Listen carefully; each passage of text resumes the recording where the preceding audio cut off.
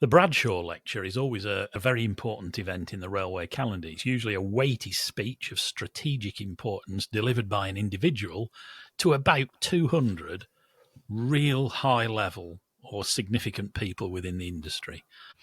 But this year is a bit different. It was framed as an election special, so we had Rail Minister Huw Merriman and his Labour shadow, Stephen Morgan, effectively doing a 10 minutes each hustings-style address.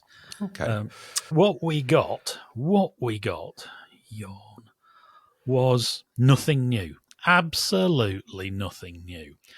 Commend Huw for the brio and enthusiasm with which he delivered a plan which, as we all suppose, is never going to get delivered. It's not going to get enacted before election, and highly unlikely he'll be there after the election.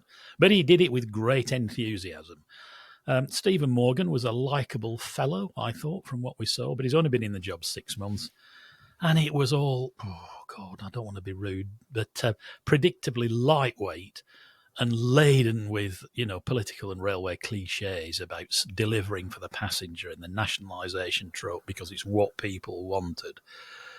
So we'd all heard it a lot before. It was chaired by Sky News political correspondent Tamara Cohen. And they always have a national journalist to do these things, and usually it's a bit superficial, but she was really on it. She pressed them very hard and came up with at least one quite good jibe at Grant Shapps, which always goes down well with green signals. But nothing really new. It was, get 200 very sort of significant people together and tell them things which they already know. Did she manage to land any punches on either? Did she give them any question that they wriggled awkwardly at? I think she made both of them feel uncomfortable when Huw sat down, and she'd clearly done her research, which is really good, and she was very confident. She did a great job. I was really impressed.